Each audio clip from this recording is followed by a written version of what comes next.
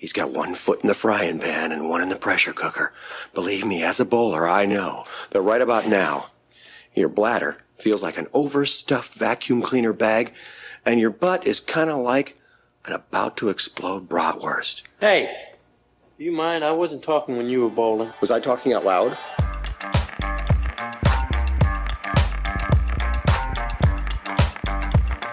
Welcome to Munson's at the Movies. My name is Kyle. I will once again be your host, joined by the rest of the Munsons. Want to give them a wide berth. What is called a born loser. A real Munson. And talk a little bit about what's going on in the world. We'll start this time with Rigby. Movie news, I was very happy to see Brendan Fraser get a standing applause at the Venice Film Festival. Yeah. Fully agree. Yeah, I can't wait for that movie. Darren Aronofsky is a crazy genius, as they say, so I'm sure it's going to be good.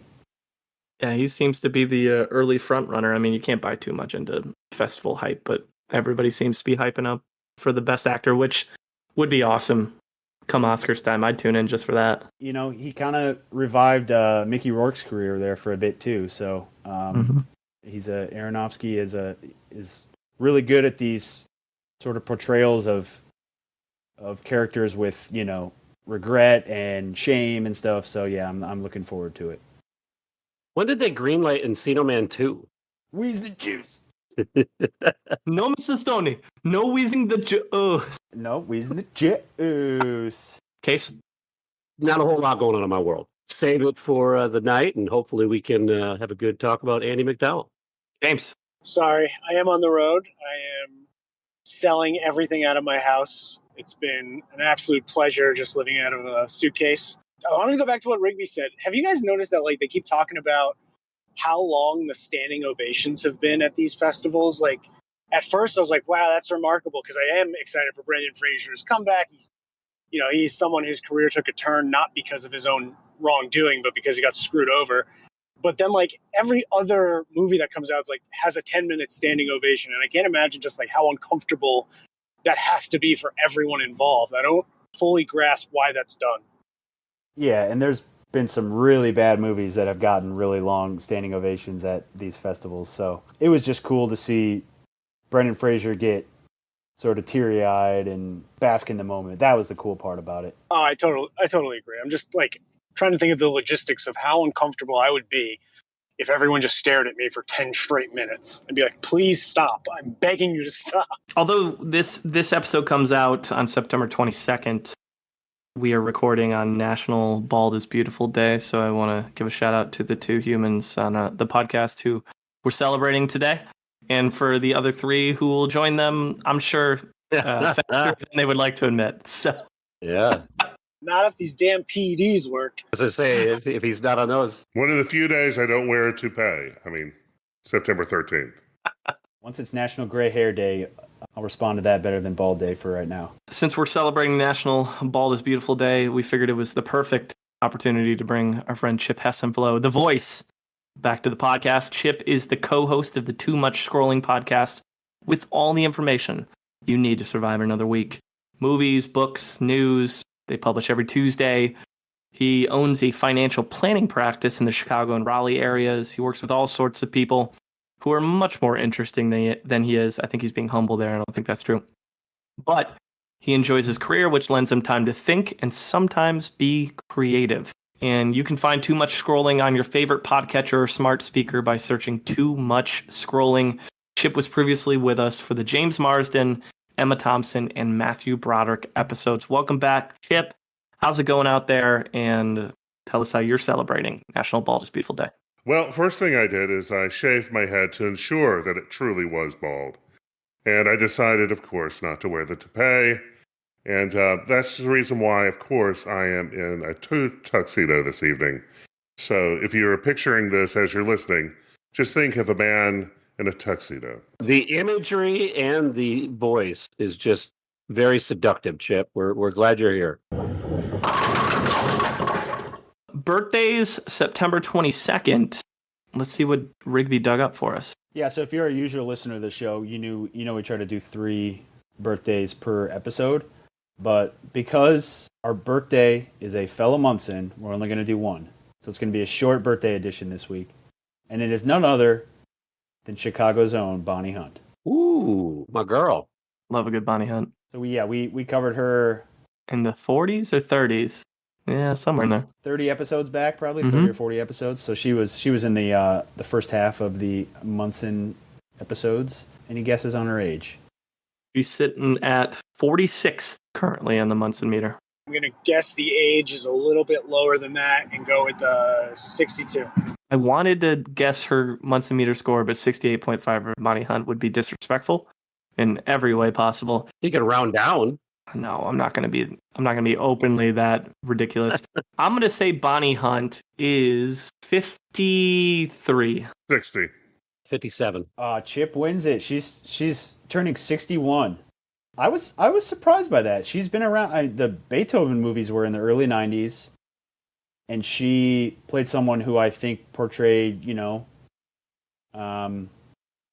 30s, early 40s in that.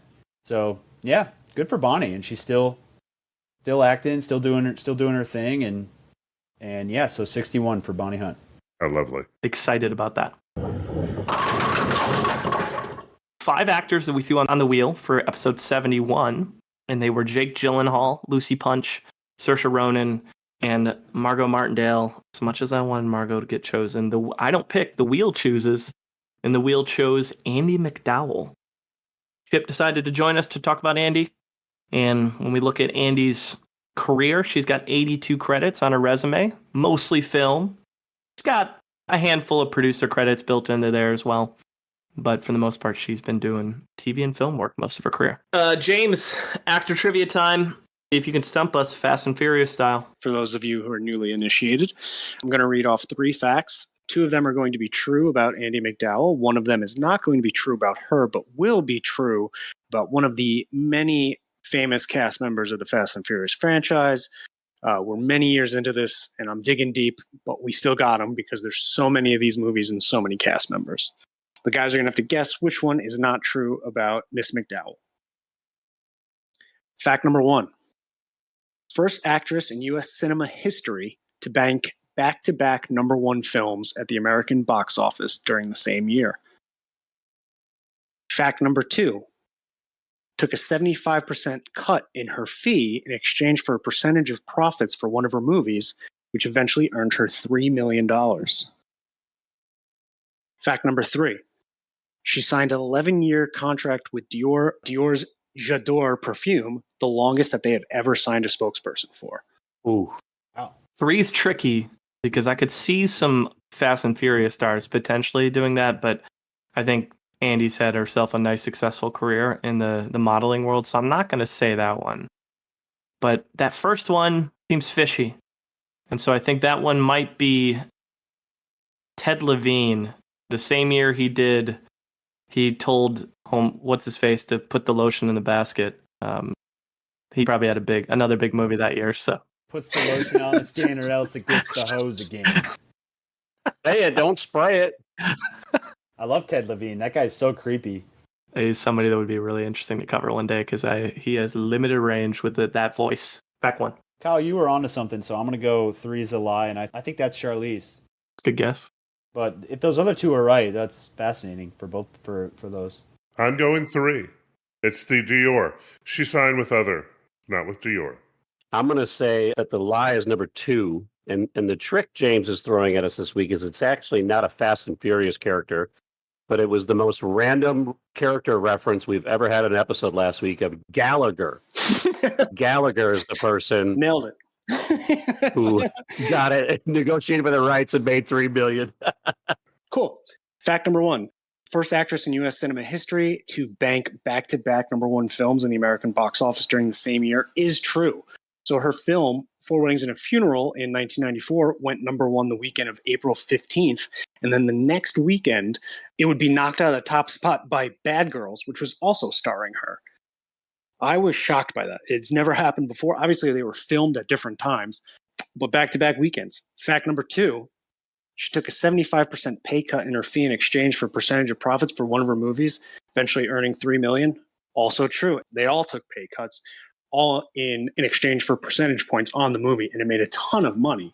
So most of the supporting actors got paid a little bit more than $17,000. Hugh Grant, the star, $40,000. All of them were just taking percentage points. The movie was filmed, I think, in like 9 weeks, maybe, or small budget. And then you guys were able to smell it out. She signed an 11-year contract with Dior. That is not true about her. That is true about Charlize Theron. Well done, Rigby. Oh. However, McDowell is L'Oreal's longest-serving spokesmodel, and she's been with them since 1986. There you go, Chip. We don't get an absolute right guess all the way through both sides very often. So shout out. Gallagher was close. I have to admit, I've read one too many Vanity Fair and Vogue magazines. The thought of Charlize Theron in a Dior ad just popped up in my head, and it's just never really gone away. So made me think of that. Good job, James. Case, tell us a little bit about Andie's snapshot and box office history. Andie MacDowell's box office snapshot was the most interesting box office I've looked at in 30 episodes. So I always highlight one or two movies that I want to point out before I go into her scores. I have 11 movies that I could talk about. All of her super interesting box office movies really deal with return on investment. So it's appropriate that Chip is here. She was in the 4th, 5th, 6th, and 7th lowest return on investments that we've looked at. Boy. The 5th quarter was budgeted for $6 million and world grossed $408,000. Terra Road was budgeted for $12 million and grossed $876,000. The Last Sign, budgeted for about $15 million, world grossed $790,000. One of my favorites, Town and Country, budgeted for $90 million and world grossed $10 million.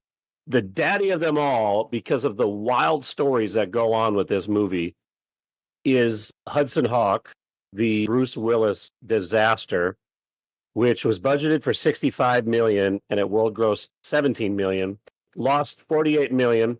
It's listed on one of the 10 biggest flops in movie history website. And then there's a couple others that are interesting. But I'll start with the movie called Deception, also known as Ruby Cairo, budgeted for $24 million, world gross $609,000. She's the top billed person in this movie, and it's not listed on her Rotten Tomatoes page. Intentionally, I'm sure. He somehow got out of that one. Unfortunately, I couldn't find the budget for this movie, but I assume it's low.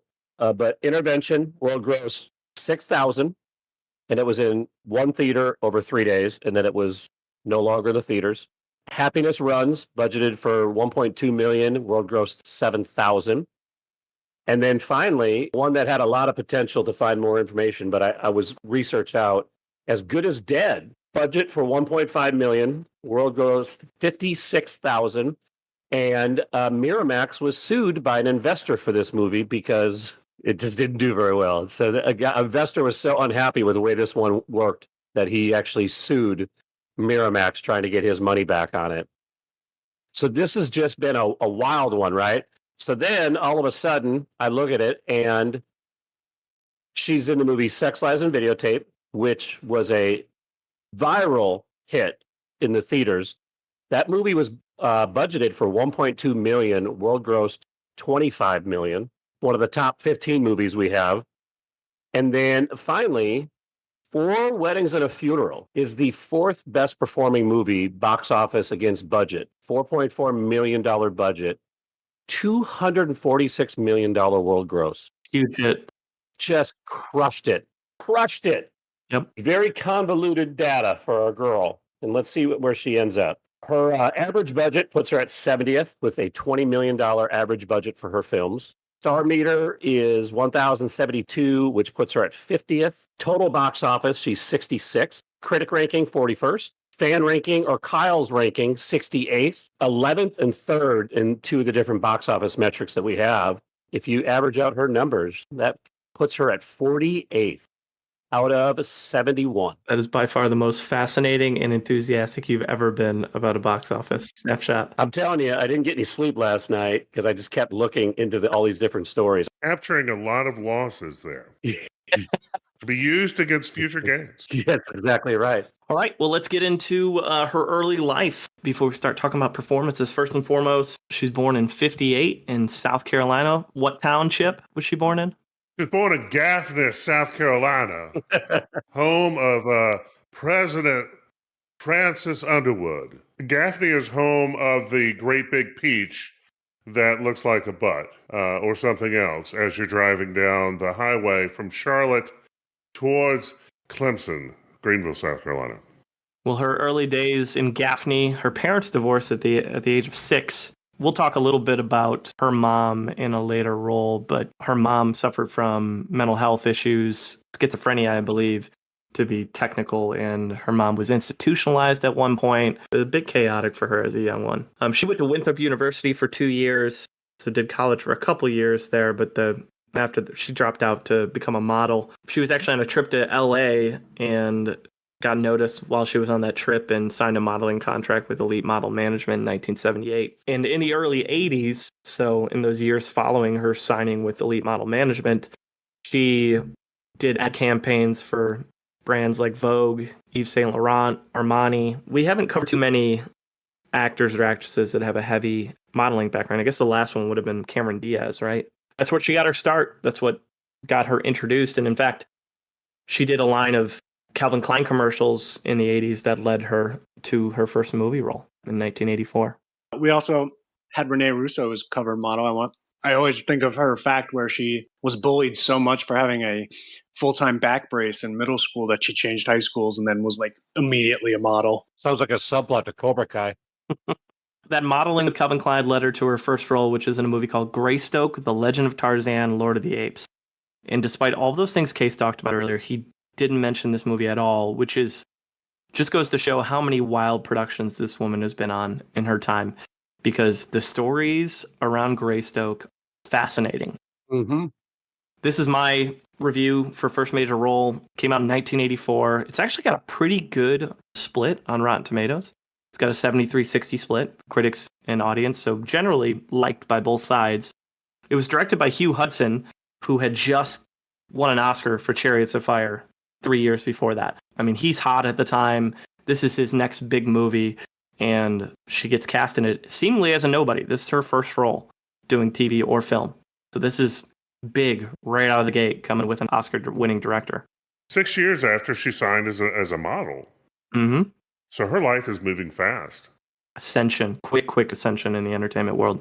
So the movie was nominated for 3 Oscars, one for Ralph Richardson for Best Supporting Actor, which the nomination was given to him posthumously because he died after the filming of the movie. Adapted screenplay and makeup. It stars a very unknown Christopher Lambert as Tarzan, even though they never refer to him as Tarzan in this movie. They only refer to him as either Lord Greystoke or John, but they never refer to him as Tarzan. Do you guys know who Christopher Lambert is? Yeah. He was a French actor before this. I know him best, and this is embarrassing, as Raiden in Mortal Kombat Annihilation. I know him best from Highlander. Kyle, now that you said that, I do know who he is. I wouldn't have known him any other way. Yep, he's Raiden from the first Mortal Kombat. So that was my very different than this. Ian Holm plays Philippe, and Andie MacDowell plays Miss Jane Porter. The basic concept of this particular Tarzan movie is that you're introduced to a Scottish royal family. The members of the family venture on a trip. There's a shipwreck on the shores of Africa. This guy and his wife have a child. I think she might already be pregnant on the boat, but it's insinuated that 10 months later they have a child, and the mother dies. So it's just Papa and Tarzan, our boy Chris Lambert, in infant form. The dad is killed by some apes, and the boy is then raised by the apes because their ape child had passed away. So they adopted the child as one of their own. But our girl Andie doesn't show up until more than halfway through the film. She plays a pretty major role the rest of the way. She plays the Earl of Greystoke's ward from America. The most hilarious part about this movie, and you may not know it if you watch it for the first time, but every one of her lines was dubbed over by Glenn Close after the movie. Yeah. The first scene, there's a couple differences, but once you settle in, you really can't tell. I think they hit the cadence remarkably spot on, but they said that they took her voice out because they felt her southern drawl was distracting. feel like you should have made that decision beforehand. Yeah. She said nobody told her. She filmed her first movie. Can you imagine your first movie? You go through this whole process, and then at the end they're like, oh, by the way, we hate your voice. We're going to dub over with this other amazing actress, Glenn Close. Did she know that she had been dubbed over before the premiere? I think so. Yeah. She was told the news when she was like alone in her hotel room. So it was prior to the movie coming out. And she's like, well, this is going to be very embarrassing. It's like people are just going to think I have like no capabilities whatsoever. Yeah. She experienced some depression because of it. Oh, yeah. Mm-hmm. I think one of the statements she said is that she worked really hard to make sure her next film was not going to have that. Well, and you think first-time actress in a big role in a big movie coming off this, probably have a little bit of imposter syndrome at that moment in time. Like, am I really here? Sure. Do I deserve to be here? And then they cut out all your lines. It would be so easy to just quit and be like, well, this wasn't for me. I'm done.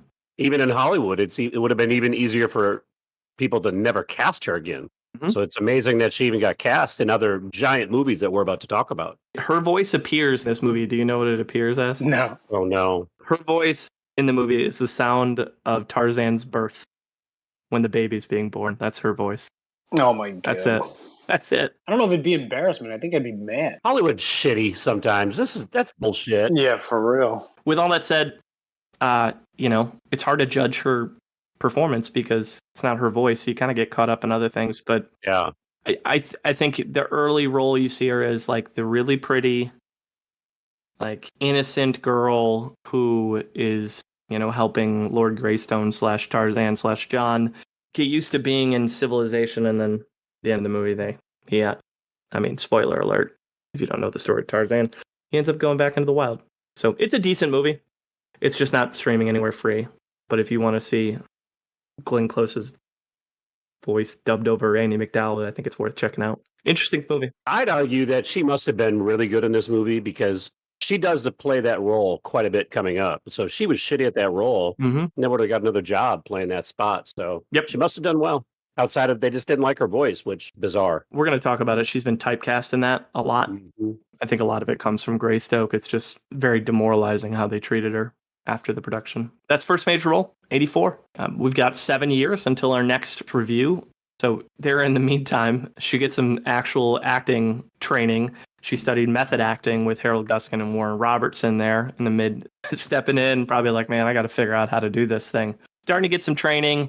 Her next movie is a big one from 85, St. Elmo's Fire. She plays Dale, a surgeon in the movie who Emilio Estevez's character is obsessed with, and she turns out to be married and yada, yada, yada. But she doesn't have a lot going on other than just being like charming and very attractive and causing Emilio to melt in her hands. This is the Brat Pack movie, so it's just like she's kind of overshadowed by the Rob Lowe's and the Demi Moores and the people that are the stars of the movie, I should say. She's overshadowed by the Demi Moore suicide plot device? No way.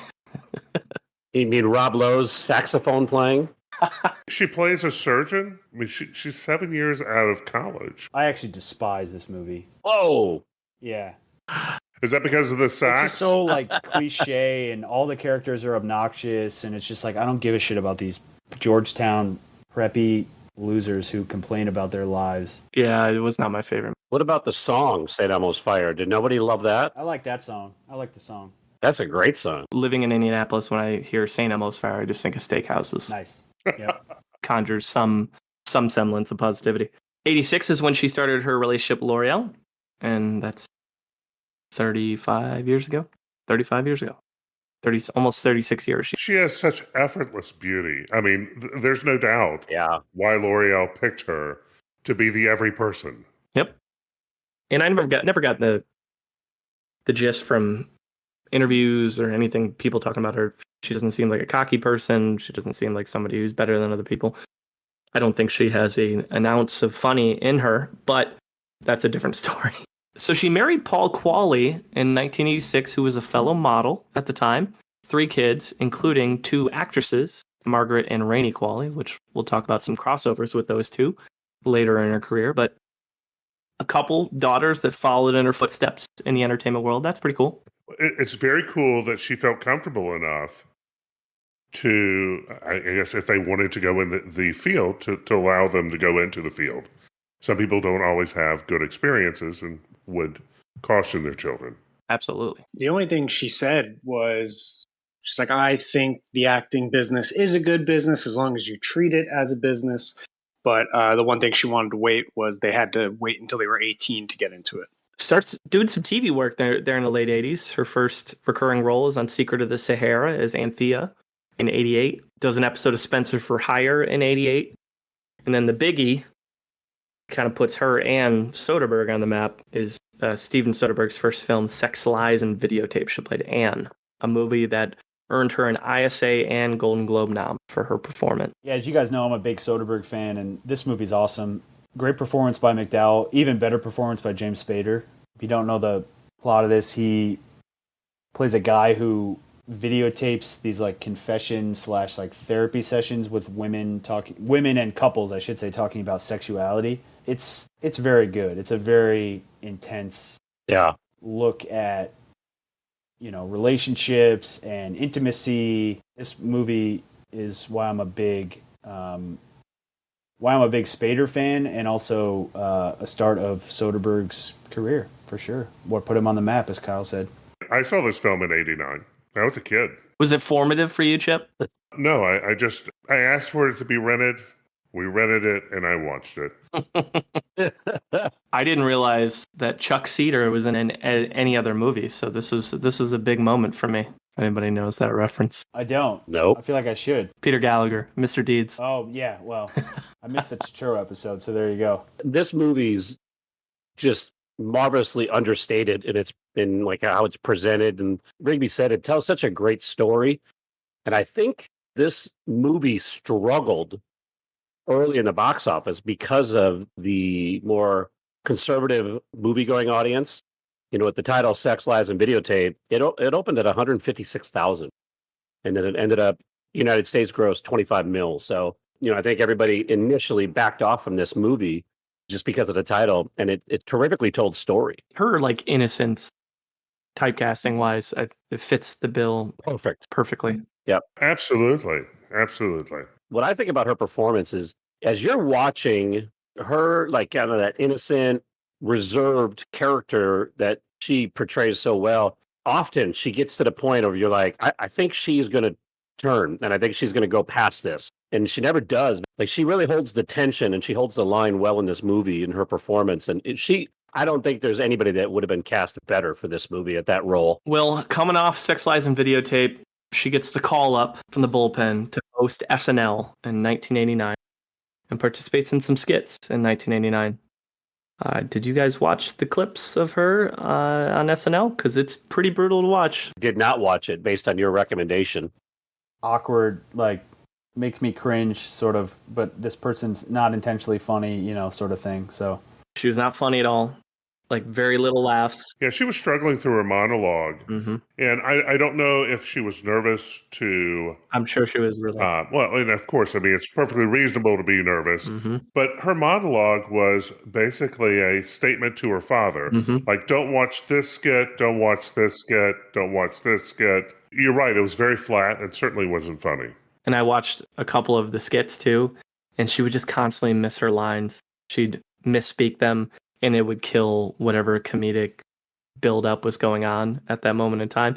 This just wasn't for her, and she was young. I mean, she's still young, 10 years into her career. That's the difference with method acting. Yeah. It's pretty brutal. I haven't seen SNL appearance by a Munson actor that was this bad in a long time. What a strange host selection by Saturday Night Live. I mean, nothing in her career before, during, or since that point would indicate to me that, hey, she'd be a great and interesting host on Saturday Night Live. But she's young. Yeah, young, next big thing. Yep, on Sex, Lies, and Videotape. I mean, think about the bands they get. It's all about the flash of the moment. That's true. And at the same time, improv may not be a thing for actors to kind of play around with if you're not in some skit group. I mean, she's only 5 roles into her career. That's it. But I mean, St. Elmo's Fire, Greystoke, all the movies were well received. So I don't know. They saw something there. Gave her a platform for people to learn her. I just wish it had gone better for her, unfortunately. I guess Lorne Michaels knows what he's doing, so we'll give him a pass on this one. 90, I didn't get a chance to being able to watch this because she got a Golden Globe nom, and I wanted to. It's a YouTube clip, but she was in Green Card, played Bronte. She was in The Object of Beauty in 91 as Tina. And then the one that Craig really wants to talk about, and that is Hudson Hawk alongside Bruce Willis. In 91, she played Anna. I remember this movie being classically awful. Reminder, this movie did awful. If you're adjusting for inflation, it lost $95 million. The film received 6 Razzie nominations, including Worst Actor for Willis, Worst Supporting Actor for Grant, Worst Supporting Actress for Bernhardt, and won 3 awards, Worst Director, Worst Picture, and Worst Screenplay. And it was rumored that this movie was cursed by the Pope because portion of her roles included being a sexy nun. This movie has such a good cast, too, as I'm looking through the casting list. I mean, if the Pope did curse it, that's, huge news. So, we'll never know, but... But look, Bruce Willis, Andie MacDowell, James Coburn, Richard E. Grant is in this movie, David Caruso, Lorraine Toussaint. Like, what are they doing over there? How did they screw this up this badly? They presented it as an action movie because of Bruce Willis. They advertised it essentially as a, almost like he's playing more of a comedic John McClane role. Viewers went to watch this movie thinking it was an action movie, and it's not. I mean, it's barely a comedy movie, but certainly isn't an action role. Could it be the tagline? Catch the excitement, catch the adventure, catch the hawk. Ugh. We can pivot to a better movie. And so after Hudson Hawk and that, unless you have some extra pieces for Hudson Hawk. I just got nervous after James' comment about the Pope, and I just want to go on record saying I hope the Pope doesn't curse our podcast. I'd be honored to have the Pope curse our podcast. That means we made it. If you haven't been cursed by a prominent religious figure, what have you been doing with your life? For all the things that people who are very religious pretend, curses is not a big part of any of them. No. All right, well, let's move to a markedly better movie, and that's her highest critic score, which is Groundhog Day from 1993, and James struck gold on. It stars Bill Murray. He is a weatherman who's covering the annual emergence of Punxsutawney Phil on Groundhog's Day, hence the name. He gets caught in a blizzard, and he finds himself kind of trapped in this small town, but also in a time warp in which he has to relive the exact same day over and over again until he kind of gets it right. And Andie MacDowell plays Rita. She is the love interest in this movie. It's a romantic comedy, and it's an absolute classic, and I think it's one of the better movies from the 90s in general. That's how good I think this movie is. If you haven't seen it yet, you did yourself a disservice. You should rent it tonight and watch it. In fact, I was mentioning Groundhog Day 2. I don't know if you saw the sequel. They just played this film again. I was like, wait, they discredited it? Now I get the joke. Now I understand. I've never heard of this movie. Can you tell me more about it? What I told you is actually the entire plot, and it just happens like 12 different times. You don't want to repeat it? You don't want to repeat it again for our audience? No? The usage of I Got You, Babe is so great in this movie. Every day that he wakes up, it's so unbelievably great. Craig, in post, we should take James's description and repeat it 2 more times just to really drive home the point to our audience. While it takes place in Pennsylvania, it was filmed in Woodstock, Illinois. Ooh. And every year on Groundhog Day, they play the movie, and there's a big festival. And it's based around this film. Great. And if you walk around Woodstock, that square, they've got so many of where the scenes were taking place. They've got plaques everywhere. You can basically follow along. And the other thing I want to mention is that I was convinced that this had to be based on a short story or a novel, something. It wasn't. It was an original script. Wow. Yeah. So cool. It truly is of a movie.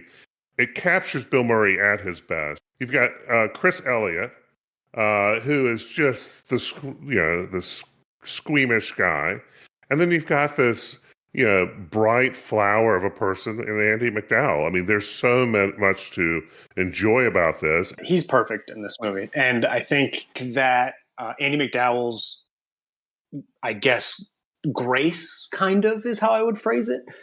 plays off of his sarcastic kind of douchebag behavior really well. Yeah. I think that's what makes it funny is like he can't get through to her. He can't outwit her.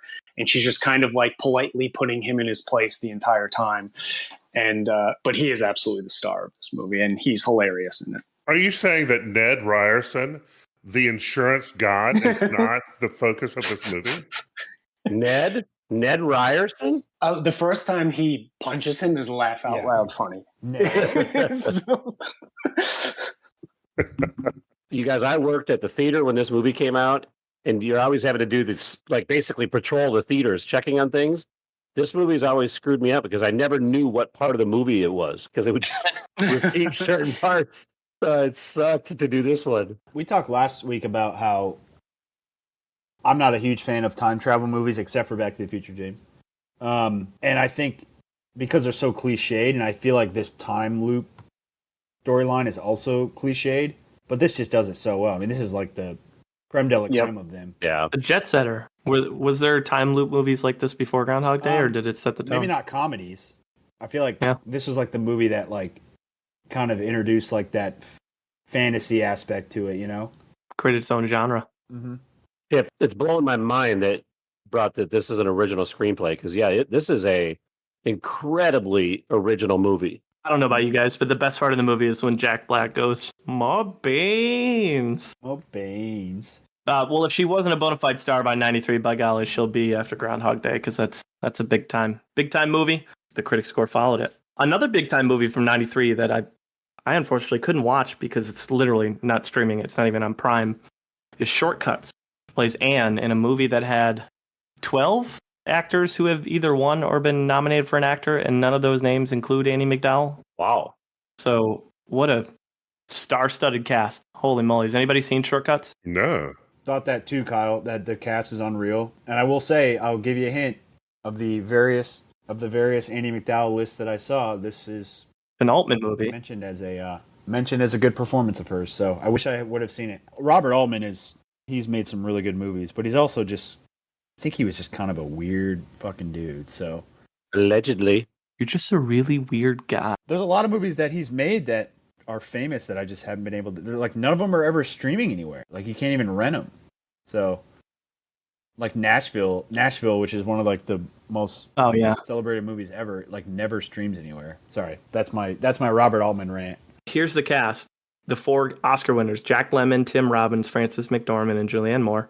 The Oscar nominees, Buck Henry, Bruce Davison, Lily Tomlin, Tom Waits, Ann Archer, Robert Downey Jr., Jennifer Jason Leigh, and Huey Lewis. Damn. And that doesn't account for Andie MacDowell and Peter Gallagher. That's wild. My man Huey Lewis is in there. I'm going to find that movie. I'm going to watch it. Still think it's unfair. Huey Lewis was part of a karaoke circuit in that movie. 94. The movie we talked about, a bunch of weddings and a funeral, 4 weddings and a funeral, and there she played Carrie, got another Golden Globe nom, so her 3rd at this point. And I read a fun fact that according to a British poll of like the most annoying movie characters of all time, her character of Carrie was voted one of the most, like towards the top. That's because she was acting. Yeah, it was supposed to be annoying. I know. She nails it. Absolutely crushes it. I enjoyed this movie. I enjoyed the other versions of this movie that exist. I think it's just a funny plot, and it kind of plays out like a play, and it's enjoyable every time. This has to be one of the most successful movies we've covered. I mean, it made 55 times its budget. It's got a 96% critic ranking, 74% fan ranking. I mean, it's got to be one of the best movies we've looked at. Absolutely rocks. Hugh Grant is so charming in it from start to finish, despite being a kind of a scumbag at times. Okay, well let's get to the lowest critic score. Chip, always a great sport. You know, I offered him. I said, "Hey, you pulled lowest critic score. It's a movie called Bad Girls from '94. You okay reviewing it?" He said, "I'll review the movie." Bad girls. What you gonna do? Wait. What are we going to do when we review you poorly? It was a Chip. I learned earlier that this movie was #1 at the box office. And now I'm sad that all those people had to watch this, like you. For like a weekend. And then people were like, all right, not as good as the other Andie MacDowell movie that just came out. So tell us about it, Chip. This movie was awful. But here's the deal. It's not awful in the sense of like, where you're going to watch it on Mystery Science Theater and they're going to make fun of it. No, it's just forgettable. Mm-hmm. Yeah. It really is an awful film. It is like, all right, let's cast an incredibly beautiful cast, and then I don't know, put some fake dirt on them, and then have all their clothes tailored, and we'll pretend like it's the Wild West. And it is a girl power movie. And as I was watching it, one of the things that I thought of is Drew Barrymore is one of the stars of this film. And this must have had an influence on her because later on in 2000, Drew Barrymore puts together the group that does Charlie's Angel, which is another kind of girl power movie that is certainly more successful than this one. The premise of it is 4 prostitutes join together to travel the Old West.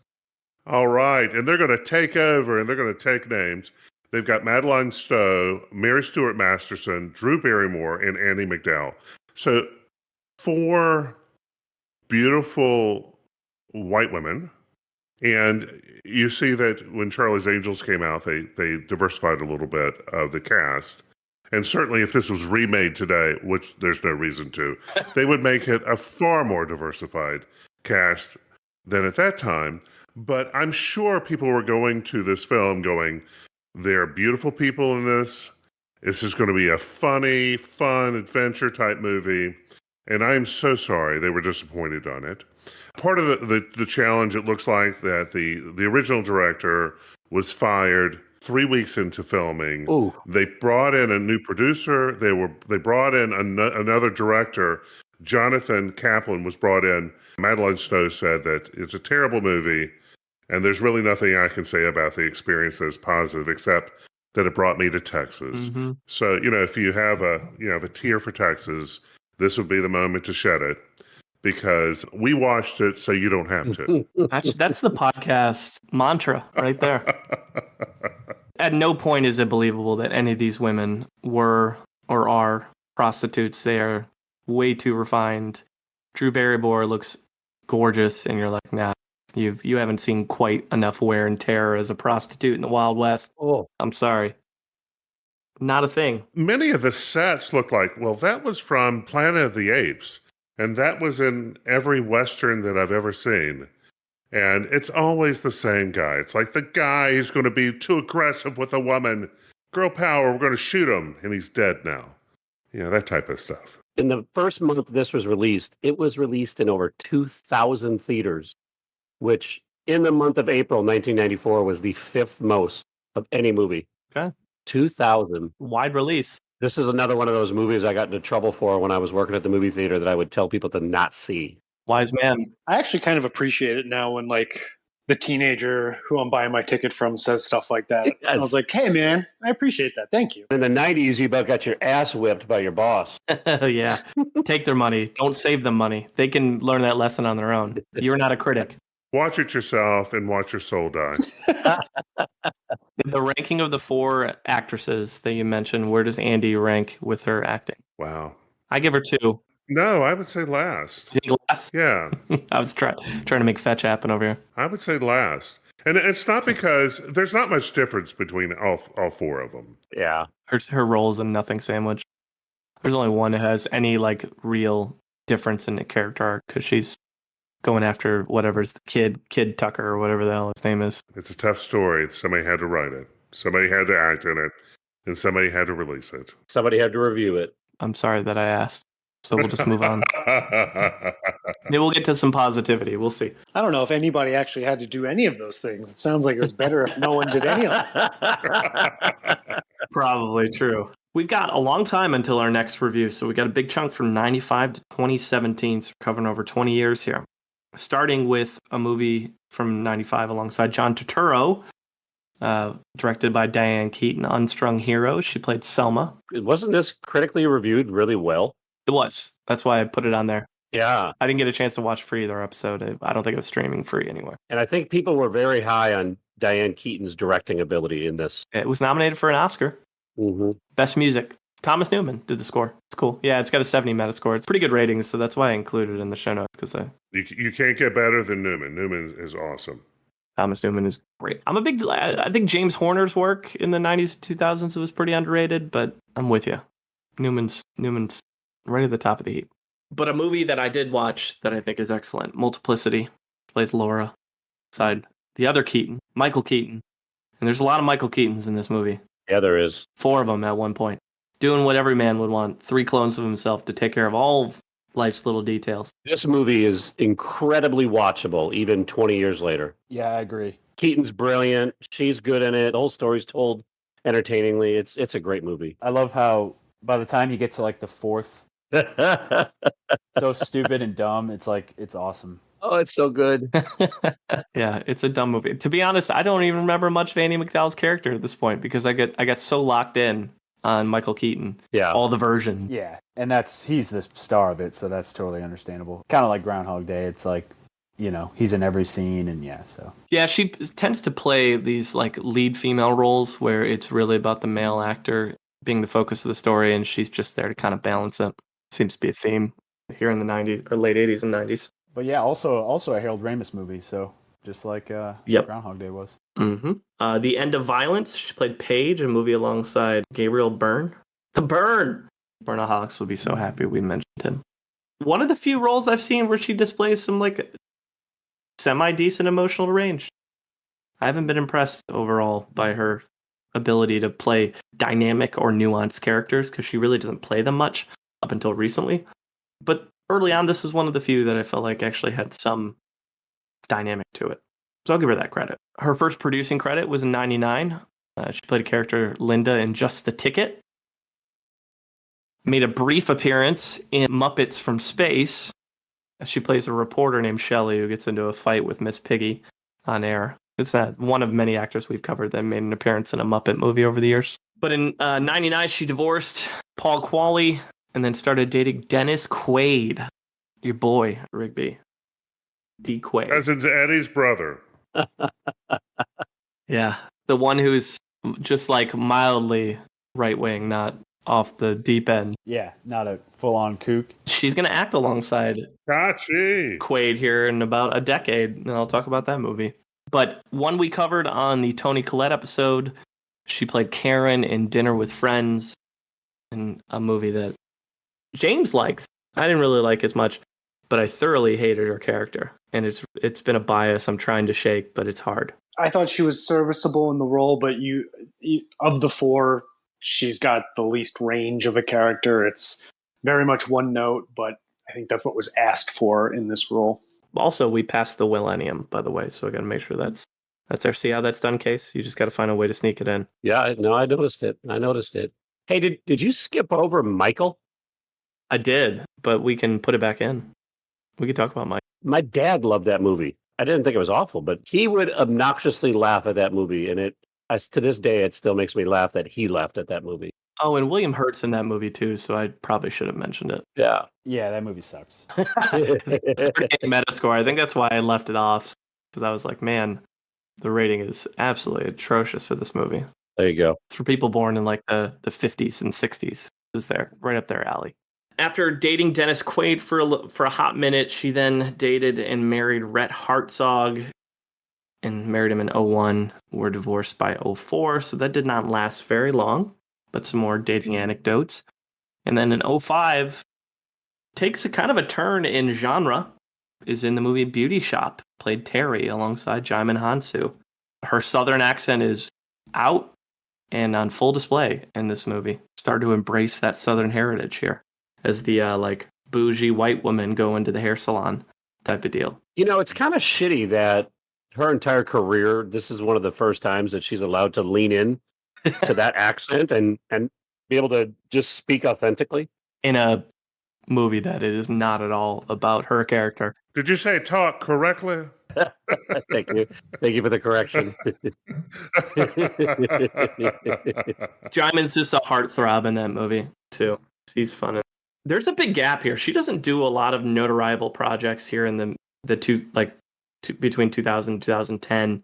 I think taking some time off for mom duties, and there are a few things on her resume, but really not a lot to note between 2006 and 2010. Case mentioned a couple of them in movies that did awful in the box office, but no roles really to note on our end. Kyle, the one that may be worth noting is Intervention. That subject, and that hit close to home with her. You know, if I'm not mistaken, I think she had to have an intervention for her mom when she was like 17 or 18 years old. They brought her to a state psychiatric hospital, and they were trying to check her in, and the doctor looked at her and was like, if your mom doesn't get help, she's going to be dead within 5 years. Wow. That really shook her up. I would have to imagine that a project like that was a really important project for her in her life. Yeah, her mother was a alcoholic and a pretty substantial one at that. And she mentioned essentially taking care of her mom from the time she was able to understand what was going on. So like, she's like, hey, I was a teenager in high school working at McDonald's, and my mom also worked at the same McDonald's, and my mom got fired. And I was like, hey, can you hire my mom back? And they're like, absolutely not. Yeah. It was a bad spot. If I'm not mistaken, and this is from my reading and memory, so take it for what it is. I think mom died maybe at 56. Mm-hmm. Certainly not a very long life either. Yeah. Mm. Chronic alcoholism will do that to you. Mm-hmm. Takes some years off your life. But 2010, she's in a movie called Daydream Nation. Plays Enid, a hopeful mom. It's a story where Kat Dennings plays a high school student who essentially starts hooking up with her teacher, played by Josh Lucas. Again, it's a decent movie, but I will say the scenes where Andie is on screen, she chews them up pretty well. She doesn't get a ton of screen time in this movie, but when she is on screen, she makes the most. So I'll give her credit there. She's in the miniseries Lone Star, 2010, played Alex, and then makes that return on the screen with Dennis Quaid in 2011's Footloose, a movie I watched last night. Blew me away how high the ratings are on Footloose. This one, people loved it, and I'm just not a Footloose guy. The first Footloose is awesome. Yeah. I'm with you, Kyle. I this one sucks. And probably because I just hate Miles Teller. Whoa.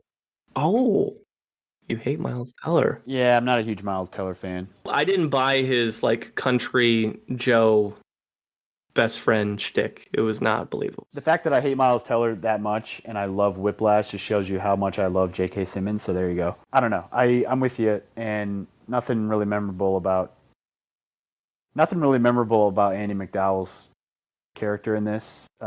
Just that she has a change of heart. Yeah, I mean, she's the accelerant for turning Quaid's character, but she's a plot device in this movie, ultimately. This is the second movie in her career with title of the movie as the name of the soundtrack title. So there you go. Everybody cut, everybody cut, everybody cut Footloose. James is so jealous of all of these fun facts you're bringing in. That's his job. That's right. Thank God. Did Quaid play the same role as Lithgow Yeah, he's the Reverend. in the remake? Yeah, he's the Reverend. Is McDowell his wife, basically? Yes. Accurate. Okay. It's just a nonsense story. It's ridiculous. 2012, alongside Chaz Palminteri, she's in the movie Mighty Fine, a movie that we reviewed in that episode, and her character has one of the worst accents I've ever seen on television. It's like a Jewish Holocaust survivor accent. That's how it's described, and it's truly infuriating. So I don't recommend it to anybody. I recommend watching it for Chaz because it's one of the few times you actually get to see him do something different than what you would normally see from him, but her character is just absolutely awful. So from where I'm standing, that's a physical impossibility. Well, I know your tricks. For the 30 Rock fans, she makes an appearance in 2012 on the Leap Dave segment with Jim Carrey. So I like 30 Rock a lot, and for some reason, this performance just get my brain of ones that I remember. Only one episode, correct? It's very brief.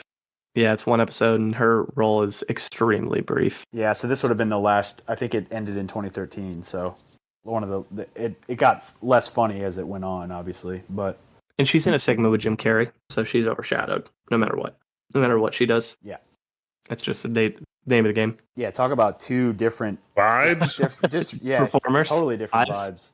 vibes. Jim Carrey's like all out there, and Andie MacDowell is Andie MacDowell could put you to sleep. Yeah. wallflower. It's literally the opposite ends of the humor spectrum. Yep. Someone that's not funny at all versus one of the funniest people you ever meet in your life. Yep. Jane by Design, she played Gray in 2012. 18 episodes of that show. Kind of seemed like she was trying to do her best Meryl Streep impression as like a hardcore, hard-ass fashion designer. I applaud her for trying something and taking on a different role because she's been typecast most of her career until this point and has been playing the same types of roles over and over and over again. So I'll give her credit, and I don't think she does a bad job at it. It's just hard to replicate that type of role. The show didn't last very long. I think people were big fans of it, though. Maybe because they like her as a person and, not her as a character. Yeah. We've been through 71 episodes, and I don't think we've covered anybody that has made significant moves in the Hallmark channel, Hallmark movies game until Andie MacDowell. And I don't think it's going to help our Munson Meter score from my end. I don't think we're the target demo for that. No. This is unprecedented, so we'll find out. Yeah, Cedar Cove is. I mean, she did 36 episodes of Cedar Cove between 2013 and 2015. So recurring role in that, and it seemed to have pretty good reviews. But it is a Hallmark project, so choose your project choice scoring wisely. Anybody watch Cedar Cove? Sure, my mom did. Returning home. We do have to acknowledge the fact that she is the primary center character of this whole story. 100%. She's the focus of the show. That's pretty important. She's the focus of this Hallmark show. So it opens up a demographic that we really haven't seen with any other actor we've covered. Magic Mike XXL, 2015.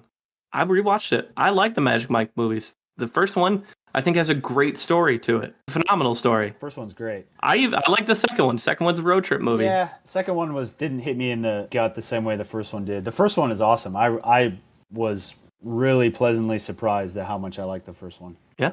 In this movie, she plays Nancy. She plays kind of a debutante mother who, she's letting her daughter and their friends host a party at their house. The boys come there to crash because they met her daughter at a beach party. She ends up being very smitten with Joe Manganiello, who has an abnormally large penis, and has been looking for his glass slipper for quite a while because, most women can't handle it. Case, you know that life. She ends up being his glass slipper by the end of the movie. Dude, burst out laughing in my kitchen. That's his OnlyFans career you're talking about there, pal. The reason I never watched this movie is not because that doesn't sound like a delightful movie for me. It's because my wife doesn't need this kind of information in her life, Joe Manganiello is such a nerd too. He hosts D&D shit. He's a huge nerd. So, but yeah, she's got her Southern drawl on full command here. So she's leaning straight into it and ends up being Joe's gal by the end of the movie. So it's kind of fun. And then the last movie we'll mention before our next review is Only the Brave, 2017. She plays Marvel. She plays Jeff Bridges' wife in this movie. This is a great movie. Small role, but this is a great movie. Only the Brave. You don't go to it for her. And your boy Miles Teller is in this. Yeah. Rigby. Spoiler alert, he survives. But it's a phenomenal movie. Really good. I remember when this movie came out, a gal I was dating at the time, we were both friends with firefighters, and they were like, you have to go watch this movie. It's a great movie. And I'm like, shit, if firefighters are recommending this movie, it's going to be good. And it was 100% spot on. It was a great watch. And anytime it's on, I watch it still. It went under the radar, and it still goes under the radar. Not enough people talk about it. That's unfortunate. James, I know you're an Entourage fan, so I didn't watch this because I knew it was just a sequel to Smoke Jumpers with Vinny Chase. I'm actually not an Entourage fan. Oh, I thought you were. No, I wasn't. And then by halfway through the second season, it kind of clicked in what I was doing. And it was I think I was in 10th or 11th grade. I'm like, oh, it's just rich dudes having fun and there's a lot of boobs. But I was a big fan of Ari Gold. I think Jeremy Piven's hilarious. And I loved Seth Green's recurring bit. I think that's one of the funnier recurring bits I've ever seen. He should have gotten an Emmy for his guest bits on show, not only the other people doing it. But that's going to take us to Largest Critic Gap 2017 alongside Chris O'Dowd. It is Love After Love, and Rigby has it. So Love After Love is an indie film, 2017, as Kyle mentioned. Andie MacDowell plays Suzanne. She's mother of a dying husband, and her two sons are James Adamain and Chris O'Dowd, as Kyle mentioned, fellow Munson Chris O'Dowd. This movie was kind of it was unique because it had a really unique way of telling this story about a family who is dealing with the pending death of their father. And the movie starts out with them at a dinner, and you don't really know why. You don't really know what's happening, and then you realize, okay, this guy's about to die. And the next scene after the dinner is literally the dad wheezing on his bed, like unable to breathe. The dynamic in the movie is this father passes away, and this family doesn't really know how to react. Andie MacDowell plays his wife, who is now faced with basically living her life without the man that she spent 40 years being married to. And their son's reaction to this new life as well, including Suzanne, who's played by Andie MacDowell, including her dating after their father passed away. So the one thing I would say about this, Andie MacDowell is great in this. I really enjoyed her performance. I really enjoyed Chris O'Dowd's performance. I wish I had seen this before the O'Dowd episode, because I think I would have given him a higher score just based on this. The one thing about MacDowell is she is incredibly believable in her portrayal. As someone who doesn't really know how to react at first when she realizes that, the person that she spent her whole life with basically is now no longer there. And the dynamic of the family and how to go forward with this. And I think the movie is unique because it's something that all of us deal with. We all deal with this grieving / how can we go forward, but yet it's not really talked about in movies. This is not a very Hollywood story. It's something that we just kind of, even though we all deal with it, we don't really like to talk about it. So I found that to be very admirable. It's very slow, I will say that. Yeah. I think I used the quote, if it's any slower, it'd be farming. I did read a thing, Rigby, that said that the director and editor intentionally wanted to go at a snail's pace. I think that goes to what I said about how that's related to life, because death. It's a hard thing to get over, and sometimes it feels like it can take forever. So that I get why he did that, but I don't know if it was just because I was in the mood not to really watch a movie like this, but I just found it to be painfully slow. But it didn't take away from my admiration for MacDowell's performance in this.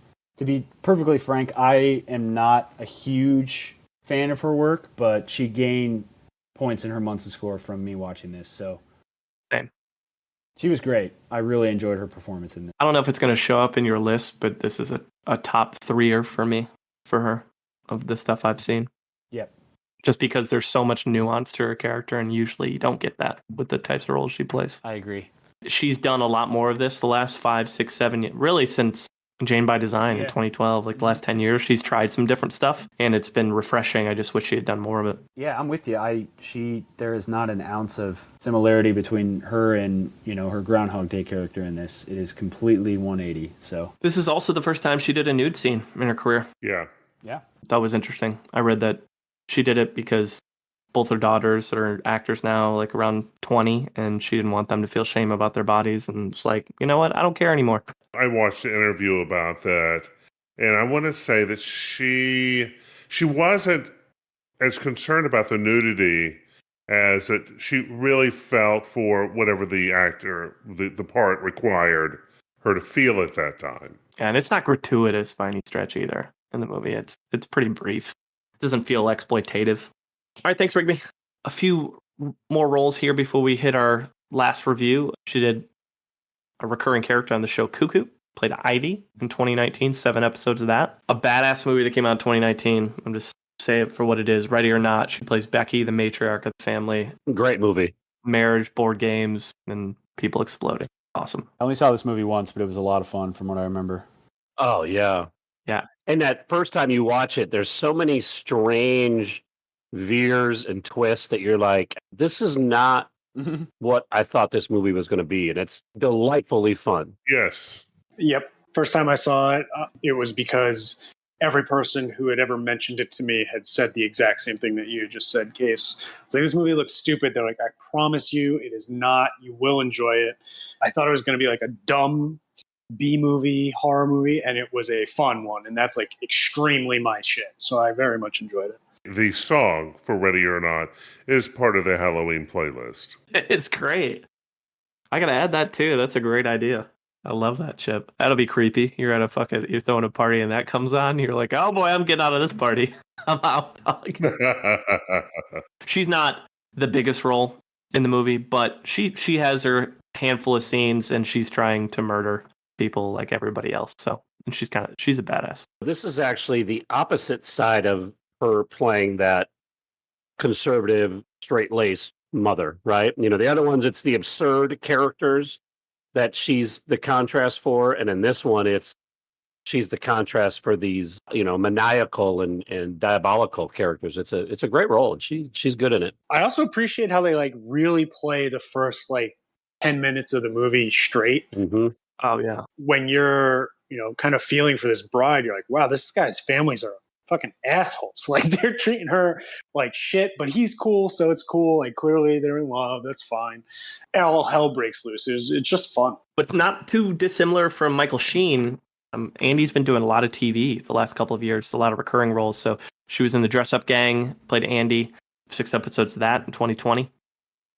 And then 9 episodes of Wireless, played Elaine in 2020 as well. Wow, this is a dumb question, but is she playing herself in the Dress Up Gang? Herself? It's spelled the same way, though. But is it like one of those meta roles where she's playing herself as herself? I mean, it did come out probably during COVID. It had good reviews. I'm reading an article, Kyle, where the creators of Dress Up Gang were interviewed. They said, when we were making the web series, we'd always thought it'd be funny if Andie MacDowell was our neighbor. When we pitched the TV show, we even said we'd love to have a neighbor that was, quote, Andie MacDowell-like. Never really thinking it would actually work out to have Andie MacDowell herself. There we go. So, do you guys know about Wireless? Wireless Internet or? No, Wireless, the show that you mentioned, Kyle. No, I don't. Do you know? It was a show on Quibi. Ty Sheridan's in it. It's about a Instagram obsessed dude who gets stranded in the mountains, and he has to basically rely on his dying phone to help his way to safety. And it's like, how much is he going to use to like be like his influencer, and how much is he going to use to survive? It's really good. I like the idea of it, and Soderbergh produced it too. Yeah, and that's how I know about it. But it was a Quibi show, which nobody watched Quibi. So because it's like, what is it, like 8 minutes, 10 minutes per episode or whatever it is? Yeah, it was, and now Quibi's no longer with us. But I mean, talk about coming up with such an original concept for programming, and then it being the worst possible concept for a pandemic where everyone's trapped at home. Yep. It's like everyone, you get to watch a 10-minute show. You can watch it on your commute to work. And then it's like no one commutes to work ever again. Like, oh, okay. They crushed the whole season in an hour and a half in the time a normal movie would take. They're like, I need more, bro. All of your content's done by lunch. Be like, oh, shit. Well, looking at the total number of episodes, Ty's in 10 and she's in 9. Looks like she has probably the second highest amount of screen time. Oh, really? In the show, too. Mm-hmm. I'm going to toss it back to you, Case. Last review in the night, we have largest audience gap, which is No Man's Land from 2021. I'd never heard of this movie, and this movie is one of those box office fatalities of COVID. Came out January 2021. The movie was directed by Connor Allen, stars his brother, Jake. It's got a really, I would say, a little bit understated, but a good cast. Frank Grillo, George Lopez, Andie MacDowell, Esmeralda Pimentel, Jorge Jimenez, and it's a really well-crafted story. And I know Rigby's a big fan of Roger Ebert, so I was trying to find some good reviews. And unfortunately, it's not by Roger Ebert, it's by Christy Lemire. And I'll just read the first two paragraphs of this because I think it's pretty accurate. In telling a story of violence along the Texas-Mexico border from different perspective, No Man's Land clearly has the best of intentions. First of all, you know where this review is going. If anytime something says, hey, it had the best intentions, you know it's not going to end well. Director Connor Allen and his brother, star and co-writer Jake Allen are trying to make us look at this contentious swath of land through fresh and sympathetic eyes in an instinct that's certainly welcome after the past several years of xenophobic build-the-wall rhetoric. But the path to get there is long and slow and frustratingly filled with thinly drawn characters and on-the-nose dialogue. As our conduit, Jake Allen has a direct and appealing presence, but seasoned supporting players like Frank Grillo, Andie MacDowell, and George Lopez get far too little play. For a movie that's about a character on the run, No Man's Land meanders.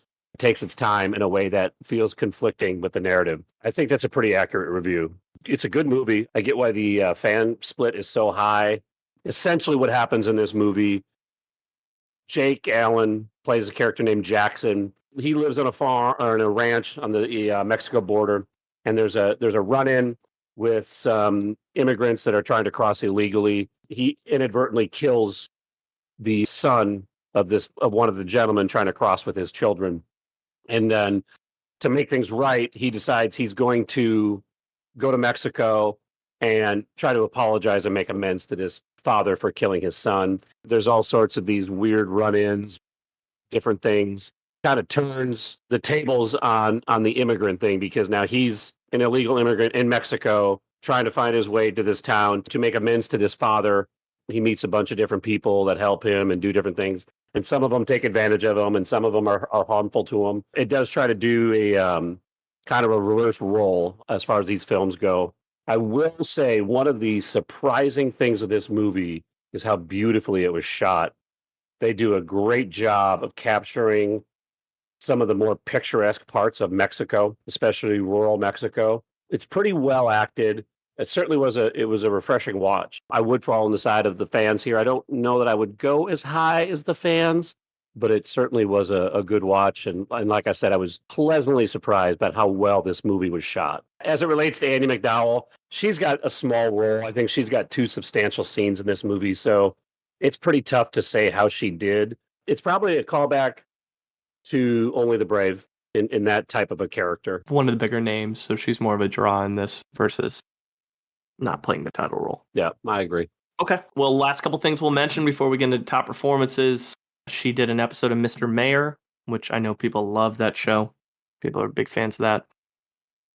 And then most recently, acting alongside her daughter, Margaret, in the show Maid, played Paula, her mother, in the show. And I started watching this actually today, and it is so spot on.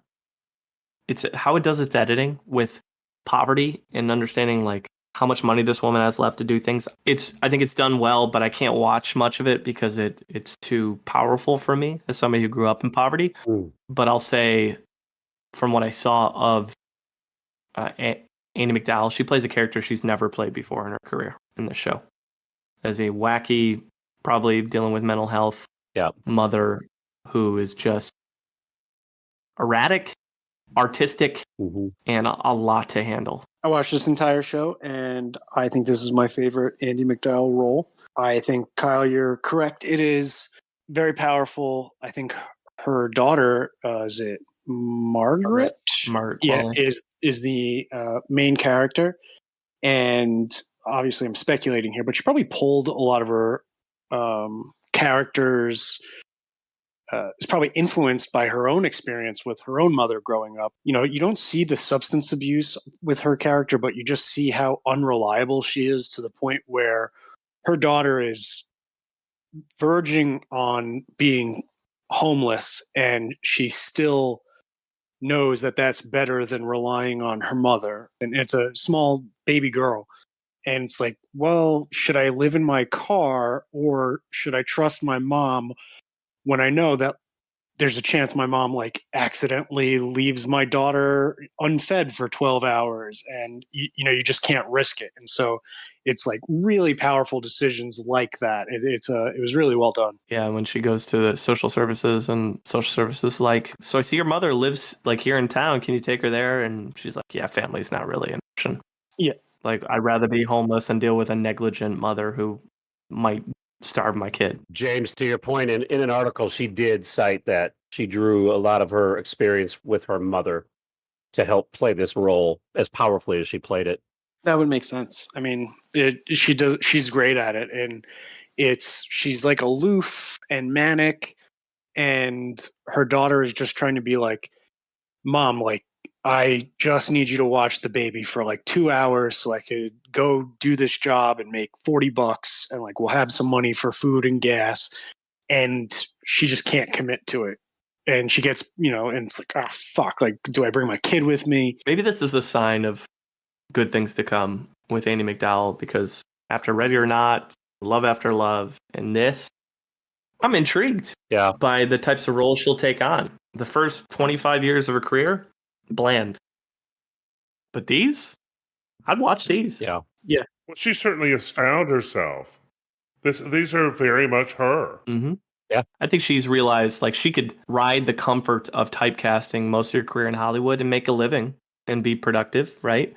And make a name for yourself. But as a performer, as an actor, I think she's gotten a little restless the last 15 years and said, I need to do some different stuff. Good for her. It must be terribly enjoyable for her to do this with her daughter. Mhm. I mean, think about the way she grew up, what had to have been a turbulent relationship with her own mother. For her to be able to work and act alongside her daughter must be just really, really rewarding. And she worked alongside her other daughter, Rainey, in Mighty Fine. Yeah. Played one of the daughters alongside Chaz in 2012. Yeah. So she's worked with both her daughters at this point. Pretty cool. That's really cool.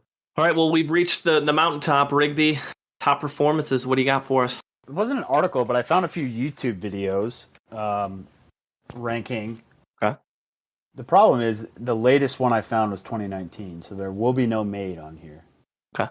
Just to let you know. Sorry, James. But it's TV and film roles. It's from a user by the name of The Ferryman. Welcome to the podcast, Ferryman. Yeah, welcome. And is it 10? 10 film and TV roles, and it is ranked in order. All right, I'm going to throw Magic Mike XXL on there. Wow. I can't guarantee that The Ferryman has seen all of her performances either, so... Anybody else want to guess? Oh yeah, I got a doozy. Deception. Nope. Okay, I'm sorry. Ruby Cairo, the movie of the same, well, of a different name. Nope. Dang it. All right, Groundhog Day is probably 1. Yep. Day is number 2. Yeah. 2. Okay, that's fine. 4 weddings and a funeral. That's number 4. Okay. Multiplicity. Number 9. Okay, feeling. No, it wouldn't be on. Sex, Lies, and Number Videotape. 1. Probably number 1. That's got to be one, yeah. Yeah, that makes sense. I get that. Did Cedar Cove make it? Cedar Cove is 8. Okay, there we go. All right, justifying Case's point from earlier. Groundhog Day. That's number 2. We already got that I already said that. To that. He's fuck off, Case. I knew what he was doing right away. Touche. Jane by Design. Nope. It might be there. Shortcuts. 3. Ooh, there you go. None of us have seen it. No. I hate it. We still need 5, 6, 7, and 10. St. Elmo's Fire. No? Please tell me Hudson Hawk is on here because she plays a sexy nun. No. Damn it. Unstrung Heroes. I might be on there. Nope. Did we mention Greystoke? I mean, was that one of them? We didn't. No? You mean, this isn't a Glenn Close list. Come on now. Mean. That's a no. Sorry, Andy. Don't boy rabbit around me. Green Card? Yes, number 6. Okay. She got a Golden Globe nom. And I wish I would have watched it. Footloose is probably on there, isn't it? Nope. No, it's the Muppets from space. Highly doubtful, but you never know. Did Love After Love make it? It did not, and I would have put it on here. That's ridiculous. I would have put it in the top 3 as well, Kyle. Fucking Bad Girls then. Nope. All right, Rigby, just tell us the rest. So number 5, Harrison's Flowers. Yeah, I saw that on the list. Number 7, Daydream Nation. Okay. Yeah, she's good in that. I have no issue with that. And number 10, The End of Violence. Another one I saw and said decent things about her. Justifying me over here, Rigby. I appreciate that. Okay, so if we had to create our own top 3, since this doesn't include Love After Love or Maid, what is the top 3? Is it Groundhog Day, Sex Lies Videotape, and then probably Maid? Probably, but In some order there? I liked her in Love After Love. I didn't really necessarily like the movie. I thought her performance was fantastic. I agree. So that's definitely top 3 for me. But I haven't seen Maid. I haven't seen 4 Weddings and a Funeral. I haven't seen Shortcuts. Shortcut. So there's a lot on here that is begging to be ranked. Yeah, I'm pissed. I didn't see Shortcuts. You can't. I know, but Unless it's you're like, going to order a DVD from It's impossible. from Morocco. You're not watching it, yeah, just like Nashville. It's annoying. my friend. Robert Altman is looking down, laughing at us for not being able to stream his movies. Except for The Player. The Player's streamable everywhere, but that movie's fucking awesome. She is in The Player as She well. is. Very She brief. is. We've talked about that as like that movie has like a million cameos. Everything. So. That's why I didn't even mention it, because it's like everybody's in it. So let's get into the Munson Meter. What we do, we rate every actor on a scale of 0 to 100 based on a variety of factors. Factors could include longevity, project choice, pop culture impact, acting range, their awards footprint, any other talents they might have, their personal life, comedic chops, box office success or lack thereof, and anything else that matters to us as Munsons. I'm kicking us off this time. I don't know if it's a great thing that I'm doing it, but I'm going to do it. Watching her host and perform on SNL was excruciatingly painful. So many failed line reads, 0 laughs. That's going to stick with me for a while, and I don't think in a good way. And going into this, I had already wasn't feeling great about her because of her roles in Mighty Fine and Dinner with Friends. Those 2 roles I really, really disliked. Like some of the roles that stood out in the worst ways. You know, we say a lot on the pod, you know, it was a bad movie, but not because of this person, and they were fine. Like there are legitimately a few times where I was like, the movie's bad because of Andie MacDowell performance. So that's that. Give her credit for being our kind of first to venture into the Hallmark world and do it successfully. Cedar Cove showed up on that top 10 list. It's not my jam, but hey, that's got a whole different audience for pop culture impact. It may not be my pop culture impact, but it's pop culture impact nonetheless. Outside of the last like 5 or 7 years of her career, outside of comedic actors, she probably has the least range of anybody I've seen, or at least hasn't had a chance to display it on screen. And that comes down to project choice and the roles she's chosen over the years. She may have more, and I think she does, given just Made. I give her credit for being a successful model and carving a niche out for herself there. That run with L'Oreal is pretty impressive. And there's a small save for her roles in Ready or Not, Love After Love, Made, and Jane by Design. But it's a little too late for her. You could go to 14 weddings and 3 funerals and it wouldn't save her with the box office numbers. No. I'm going to give her one of my lowest scores. I'm giving her a 54. Slightly above her Love After Love co-star, Chris O'Dowd, but comparatively to the other ones, I can't bring her up much higher than that without messing with my rubric.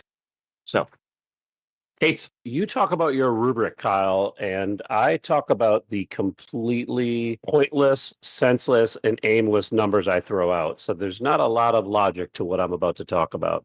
You know, I agree with a lot of what you said. At some points I'll add, I think she's been tragically typecast early in her career, and she was really never able to get through that.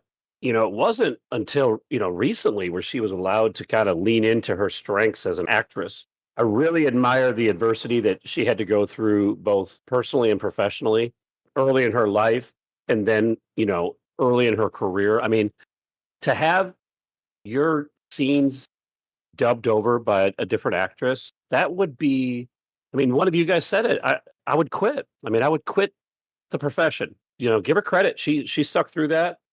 Has had some really, really high profile roles in some really, really high profile movies. The one thing I struggle with her on a lot is whether she's being brought in to play these specific roles and she's not given a lot of room by these directors, or maybe she just isn't able to add a lot of depth to the roles. I don't know. It's tough to tell. And with that, I'm going to give her a 64. Oh, one other thing. I do think a lot of you guys, and I get this because I am like a model. It's hard as a model to break into serious professions. And it's, I would give her more points on that, but, it's been a long time since she's been with L'Oreal. You know the hardship of that. Yeah, I know the struggle. Yeah. I know the struggle. It's a grind, and it's tough to get through that stigma sometimes. And give her credit. She's done that. Bald and beautiful, right, Chip? Well, it's. I understand what you're coming from. Chip, our guest Munson, you're up. You guys are too kind. Listen, I really like Andie MacDowell. I think she's beautiful. I think she's serviceable. As far as the role she's chosen for her, she represents the industry well. There's so many wonderful attributes for her. She fits into a role that so many people could take and maybe make a better role. Fair point. I'm basically looking at 33 is what I'm thinking. I think that she is lovely, but not memorable in these roles. I love it. I'm blown away right now. Is that the lowest of any? Oh, yeah. By far? Yeah. Not even lower than... That's lower than anything Warren did. Warren gave Gugu a 40. A 40 is the lowest we've ever had. I like her. I have nothing against her. No. And she certainly seems very charming. We don't score shame here. It's perfectly valid. I love it. I think that's a great score. After the 95 that Cam gave Dennis Haysbert, we got to get the guest average down a little bit. So you're doing God's work here. Yeah, I appreciate that, Chip. I love it. James, you're up. Can you beat a 33, James? After Chip, it sounds like I'm going to be the most generous. Name recognition, I think, is there. And I think it is because all of her big movies came kind of in a cluster. And it was, the it girl for a certain time period. And after that, I kind of agree with everything you guys had said. I think we got a lot of the same notes and playing it safe. But I do agree the last few years, as her family has gotten into acting, it seems like she's taken a wider range of roles, and I've enjoyed them a lot more. I thought Maid was fantastic, and I think she was great in it. But I'm almost doubling Chip's score here. So it sounds nice, but it's not that great of a score. And so I'm going to give her a 60. Her daughter, Margaret, did get her the role in Maid. She recommended her mom to play her mom in that show. I forgot to mention that. He goes, hey, I know somebody that'd be good to play my mom. Who had a schizophrenic mother. All right, Rigby, round us out. So I'm not a huge fan of her work, as I mentioned. She'll always have Groundhog Day, which Groundhog Day is great, and I get why people love it. I don't worship it like a lot of people do, but it's a great movie, and I watch it whenever it's on. But I know people that are, that's like their favorite comedy. It's one of the best movies ever. I'm not in that vein, but it's still good. And you can talk shit about James. Just say his name. No. You're allowed to do that. Okay. That's fine. You're allowed to have that opinion, James. It is. She'll always have that. As Rigby continues to trash Groundhog's Day, my Munson score of Rigby is going down. She will always have that, and that'll be the role that forever follows her, whether she likes it or not. And I think she should like it, because that's like I said, even though I don't worship it, I've never met anybody that doesn't like it. So she'll always have that going for her. Yeah.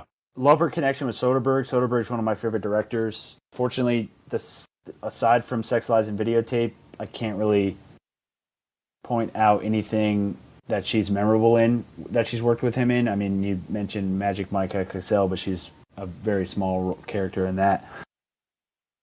Don't really find her funny at all. Her range has obviously tried a lot more roles in the last 10 years, which I like, and I feel like that's the way her career is going, and I'm really optimistic about that. But I'm going to go ahead and give her one of my lowest scores as well. I'm going to give her a 63. That is a low one. With that, it gives Andie MacDowell 54.8, which puts her in 70th place, just ahead Chris O'Dowd. Oh, wow. And just behind Dan Hedaya. But hey, every score is valid around here, my friend. Yep. We don't shame at all. Especially as a guest, you chose to come on to talk about Andie MacDowell, and you score bombed her. Ballsy, I love it. The closest thing to that up to this point was Yerke with Chris Tucker. He gave him a 52. Once again, to just state it, it's not that I dislike her. Mm-hmm. And that's the deal. There's a whole bunch of actors who are Same. wonderful, but they're so replaceable. I agree. Yeah. I like your point that other people could play that same role and probably do it better in most cases, but there's just enough work, and she's a pretty face and has gone out there, and I think she can do more. She's just been comfortable not stretching her range at all. I think one of the things that hurts her, you guys, is when she came in, a lot of roles for female actresses, that's all that was asked of them. Oh, yeah. It sucks that how she started her career, but hey, she still had a movie career. I ain't never been in a movie. Yeah. Yes. You got an IMDb profile, but not for much. She got nude on a movie once. Have you done that? Is this the part where I promote my OnlyFans account? We'll get to that part of the segment, and you can put in your at. James, what does she have coming? It looks like she's got 4 projects coming. She's got a lot going on. In light of Chip's discussion about his OnlyFans site, she's got a couple of salacious titles coming up. Yes, she does. Ooh, I like that. So she's got a few things coming out, and they're actually all filmed. So a lot of them are in post-production. Cool. So one of them is called The Other Zoe, which is about what are we looking at here? Looks like a high school coming of age movie. Red Right Hand, which is what I believe Case was referring to, which he had this afternoon based on what I think he was talking about. With Orlando Bloom. Oh, I haven't seen him in a minute. He's finally cashed in all those Lord of the Ring checks and ready to come back. There's not a room for a lot of elves out there. Yeah, You're right. Yeah, all of his roles have been taken up. It sounds like she's probably like managing some sort of spy or assassin. And then there's another one. All right, now I see where Case was going. There you go. Got it. She got another movie. Also had to do with Case's red right hand this afternoon, which is called My Happy Ending, which is follows a famous star who finds herself in the British hospital room with three other women who help her out. It's with Tom Cullen, Lily Travers, and those are the only ones I recognize. But she plays a woman by the name of Julia. Last thing is The Way Home, and that's in pre-production. The next podcast is going to hit October 6th. We're bringing back Aubrey McKay, who has been here for Halle Berry, Cameron Diaz, Aubrey Plaza, and Chris Rock. He picked one of these. Well, the wheel chose one of these 5 actors, and he decided to join for that. And so we've got Lolita Davidovich, Eugenio Derbez, Bill Murray, Leo DiCaprio, and Imelda Staunton. What do we like, dislike? I think we know who we like and dislike out of that. Let's just skip the bullshit. I've heard of Lolita Davidovich.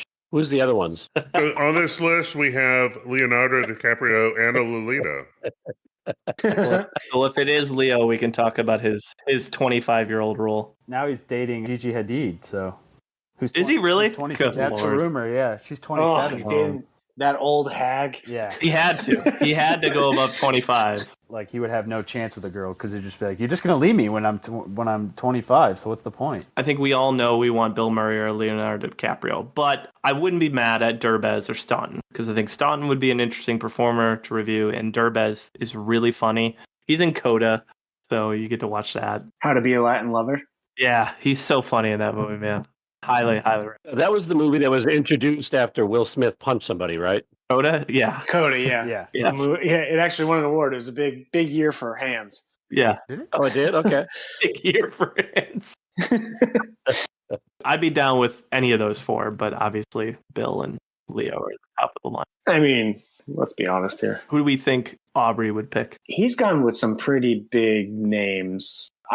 So I don't know if that makes me want to, as someone who's been horrific at gambling recently, I don't know if that means we're due for a lesser known name or if we should just bet the favorites. I feel like DiCaprio, and he'd be interesting because I'm trying to think of a Leo DiCaprio movie that I haven't seen. Ooh. Like I would not have to do much. Probably wouldn't have to rewatch a lot. There wouldn't be like a lot of discovery in that episode. So as much as fun it would be to cover him, just because it's Leonardo DiCaprio, it'd be interesting.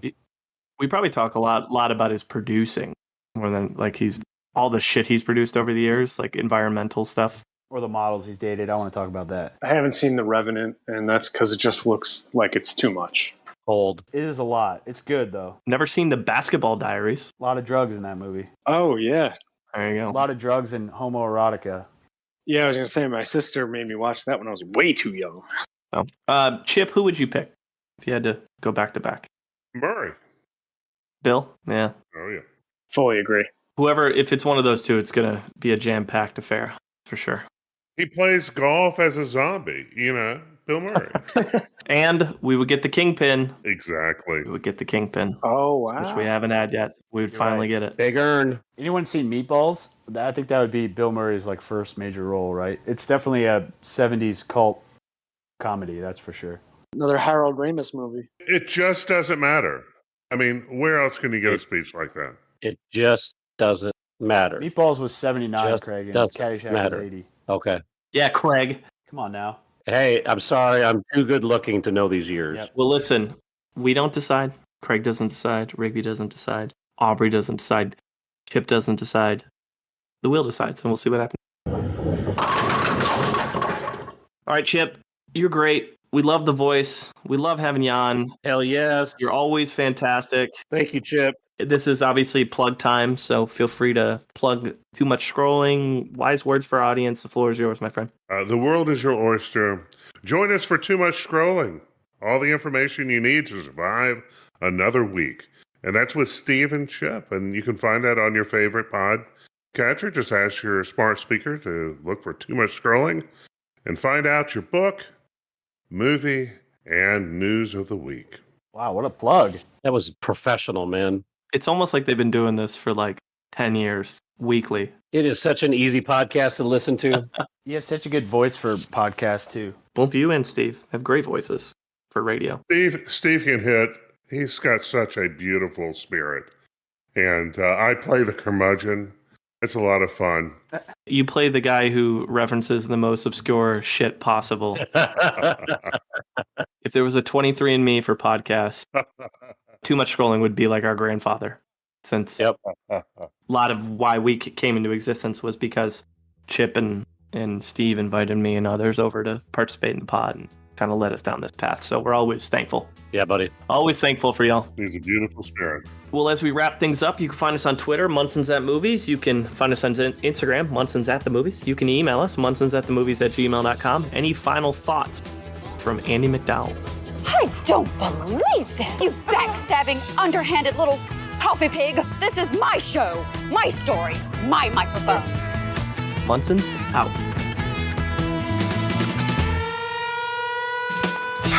All right, let's go. Thank you for the education, gentlemen. We've just received a PhD in stupidity. Doctor, shall we? Link and I are cruising the mountain, bro, and we figure we's a little juice. No, we sing the juice. Where's the juice? No, we sing the juice.